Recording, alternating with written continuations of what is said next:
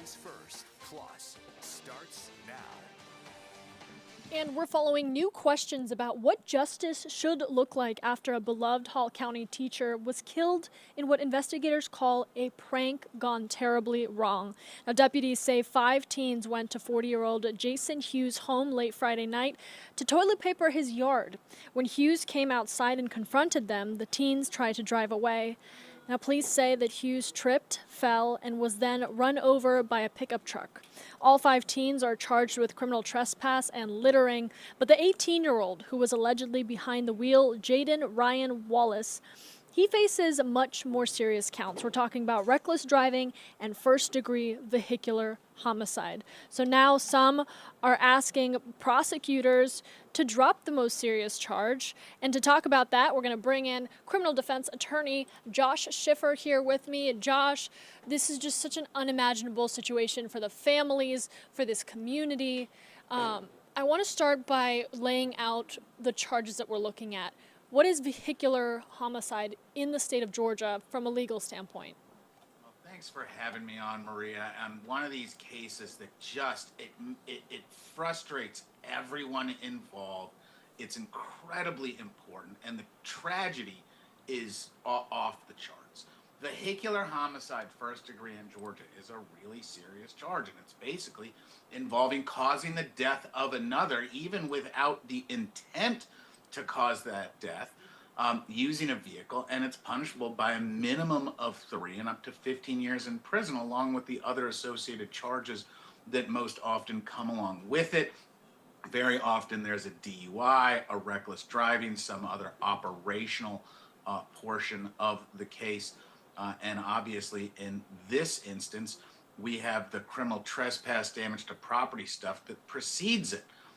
But right now, as this story really is evolving, it's an important way to highlight how important the discretion of prosecutors and investigators are, because even now, 3 days after this horrible tragedy, we are still hearing different interpretations of exactly what happened. And those big questions are going to determine what the prosecution is going to do and whether they do their job properly, or whether, as some people are alleging, kind of the fix is in because these are teenagers from a community, and there's a lot of unanswered questions there. Yeah, absolutely. And we're talking also about the other side of this is intent of this was a prank, essentially. And even the victim's family, the Hughes family, has come out and said that their hearts are with these students because the Hughes knew about this annual prank, that they said that the teacher and the students were all close to one another, and that this was something that they claim was not intentional. That has yet to be seen in the court of law, of course, but I am curious, when you look at a situation like this with this sequence of events and you look at intentionality, does it even matter? And really, it matters, but what really matters is the discretion in our prosecuting agencies, because the facts exist for not just the charges that they've already brought, but potentially additional charges. One of my favorite cruel subjects here in Georgia and other states is the felony murder rule, where a lot of people are going to say, hey, here are multiple people involved in a crime that could be considered felonious and it resulted in a death. Therefore, you give them all felony murder, give them all life, because that's what we see time and time again in Georgia with these individuals who had no belief a death was going to occur, who weren't even involved in what they might have thought was a criminal act, but because a death occurred, suddenly they're facing life in prison, which gives the state some really strong negotiating room. And there are going to be big questions for the prosecutors out in Hall County about what they should do with these youths, because as I understand it, this prank war was well known, and I'll admit, I come from a community like that. My high school, we had senior pranks. Everybody knew about it. I've gone TPing on people's prop. This was part of kind of regular Georgia life, the way that I experienced it. But then, as I understand in this case, at the conclusion of the quote-unquote prank, there was a terrible incident or accident where the teacher slipped and fell in the path of a moving vehicle. Of course, that can get changed around depending on perspective and what the prosecutor's trying to do. And that's what caused the death. So the big question's going to be not whether these kids are going to be charged or not, or can be charged or not. It's how is the local prosecuting authority going to treat these charges when there are so many externalities involved, such as that intent issue, the friendship and relationship between these teachers and these students, the overarching community and how it treats pranks. But at the same time, we've got a law and order country. As a couple of people have reached out to me today, they say, listen, doesn't matter that they're teenagers. They did something that, whether anybody wanted to consider or not, it broke the peace and dignity of the state of Georgia. And that's why you need to prosecute them. You need to prosecute them just like you'd prosecute anybody else. And that includes prosecuting them for the death of a valued community professional who touched thousands of lives. Mm-hmm. And that loss of life, talk about sentencing, that's when people get all angry about minimal sentences, maximum sentencing, over sentencing, under sentencing. This issue is a huge ball of wax for the local prosecutors, regardless of whether the case can be proven by the state or successfully defended by the defense. And talk about the surmounting pressure on this prosecuting team. This has caught national attention at this point. So many people are weighing in online. And we heard from the victim's family asking for leniency in some of the interviews that they did. Could that have an effect on things like a verdict, things like sentencing, if these charges stick and we do see trial? Absolutely. The law is a guide.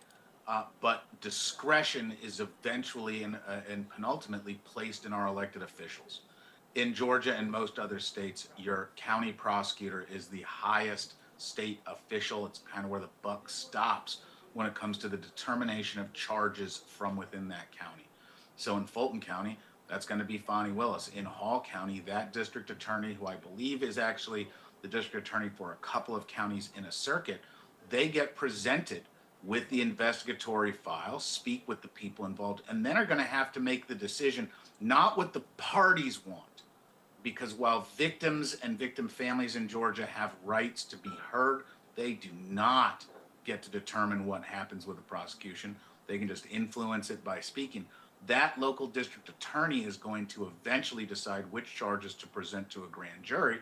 And then, of course, we've got the idea of a grand jury deciding what should move forward. There's a lot of talk these days about how grand juries function and whether they're real or not.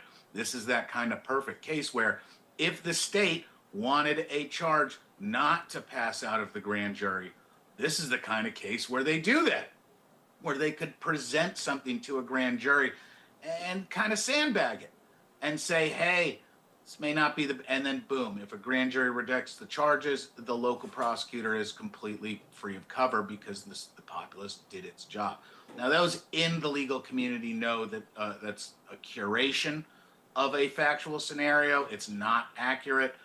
But again, that could really frustrate the community one way or another. And there will be loud voices on both sides of this issue clamoring for contrition and compassion for young people that are doing, bluntly, young people things, just like there are going to be people saying it is only appropriate and mandatory that everybody be treated the same in the eyes of the law in Georgia, and therefore we prosecute those people. And those people should face serious consequences due to the loss of life. We're talking with criminal defense attorney Josh Schiffer. Any final thoughts? I always welcome and appreciate you coming on here when we get situations that are complicated like this, because it really does help answer some of the questions we keep seeing from people in the community. But I'm curious your takeaways as you're hearing about this and kind of following along with all of us on some of the reaction, new information that's coming out. Well, that's incredibly kind. And you know how much I enjoy talking to you and talking about this kind of stuff, because these are the tough conversations that shape society. We have young people doing young people things. We can't just let them all go.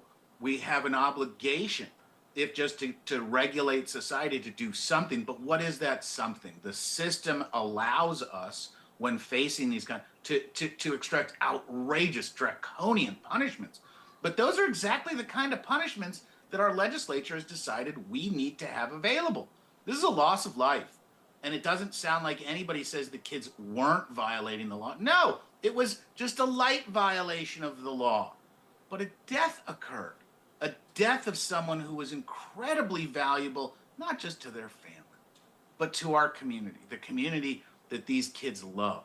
And while we've got to take into consideration all the various emotions and feelings, it's going to be up to the district attorney, who I believe will prosecute these kids. And I just don't necessarily think it's going to be the most aggressive prosecution. There's delicate political balance in play. Absolutely. We're following this story closely. If you go to our website, atlantanewsfirst.com, or download the free Atlanta News First app, we have an entire need to know and what we know so far section on all of the developments coming out of this. Of course, your breaking news stories and the stories happening in our community. Josh, thanks so much. Thanks, Maria. Have a great day, everyone.